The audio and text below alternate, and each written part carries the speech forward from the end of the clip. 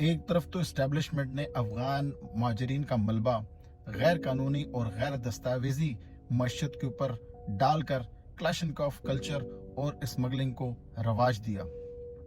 और दूसरी तरफ इन मसाइल पर साझेदारी के लिए अमरीकी एनजीओज को इन्वॉल्व किया और उनके साथ गुली डंडा खेलते हुए अपने बच्चे बाहर सेट करवाए।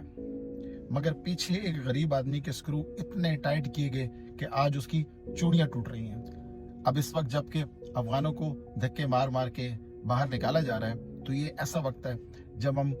फलस्तीन के ऊपर इसराइल के मजालिम की भी बात करते हैं, जबकि अपने यहाँ मजालिम का ये हाल है कि कोई अगर बैरून मुल्क भी भाग जाए तो उसे जिंदा नहीं छोड़ा जाता। अगर किसी को एयरपोर्ट से पकड़ लिया जाए तो फिर इसकी जुबान के ऊपर ऐसा राड फेरा जाता है कि वो बात करते हुए भी हकलाता है। हजारों लोग जाली मुकदमों के नीचे जिंदा दरगोर हुए और गद्दी पे बराजमान नस्ली चोर हुए। हमसे तो फलस्तीनी बेहतर है जिनको कम से कम इतनी तसल्ली तो है कि उनके ऊपर जुल्म और सितम कोई दूसरा कर रहा है। बहरहाल 75 साल से आटे की बोरी से सुराख और दूध की बेपेंदा बाल्टी से माल निचोड़ निचोड़ कर अब 25 करोड़ हशरातल अर्ज को कशकोल में डालकर पूरी दुनिया का वैसे ही तवाफ किया जा रहा है जैसे हमारे अक्सर औकात उम्रा ज़ायरीन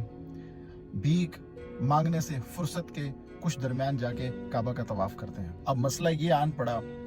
कि उस भीख की कुछ शराइत है जिसके लिए दुनिया वाले कह रहे हैं कि भाई कुछ तो कागजी कार्रवाई पूरी करें, कुछ तो आप अपना शुमार इंसानों में करवाएं, झूठे ही सही मगर इंतखाबात तो करवाएं। जैसे ज़िया-उल हक ने रेफरेंडम करवाया था, जैसे मुशर्रफ साहब ने रेफरेंडम करवाया था, ताकि कुछ आपकी ऐसी शक्ल बने कि हम भी कुछ आपके लिए कुछ कर सकें। चुनांचे एस्टेब्लिशमेंट ने फैसला किया कि बल्ले का निशान भी रहेगा और जेल के पीछे कप्तान भी रहेगा, मगर ऐसा डंडा दो के खिलाड़ी को अपनी जात में इतने गम हो कि इसे कोई दूसरा गम ना हो और इलेक्शन के दिन खड़ा होने का इसमें कोई दमखम ना हो और लोगों की ऐसी मत मार दी जाए इलेक्शन के दिन वो निकल ना सके ताकि झुरलू फिरने में आसानी हो, और फिर कुछ ऐसा माहौल पैदा कर दिया जाए कि खान साहब को इलेक्शन के लिए बंदा ना मिले और वो उन्हीं एक दो बच्ची कुछ पुरानी लकड़ियों को मिलाकर किसी लतीफ खोसा या किसी एतजाज एहसन का सहारा लेकर इस गंदी नदी में अंधे चप्पू चलाएं, या फिर अमली सियासत से बेखबर हामिद खान के पांव में आ गए। इस तरह इंतखाबात भी हो जाएंगे और सवालात भी दब जाएंगे। नतीजतन एक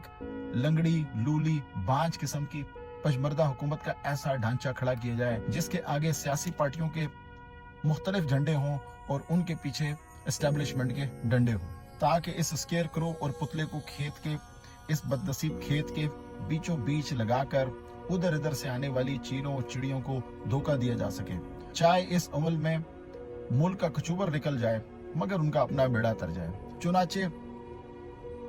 हालात ऐसे लग रहे हैं कि कुछ यूं महसूस होता है कि हम कुछ ऐसे इबरतनाक अंजाम की तरफ बढ़ रहे हैं कि तकसीम होने वाले बंगाली और इस डूबती हुई कश्ती से इनखला कर जाने वाले अफगानी अपने निकल जाने पे फख्र करेंगे, जबकि हम लोग एक जहन्नम से दूसरी जहन्नम का सफर करेंगे। अल अमान, अल हफीज।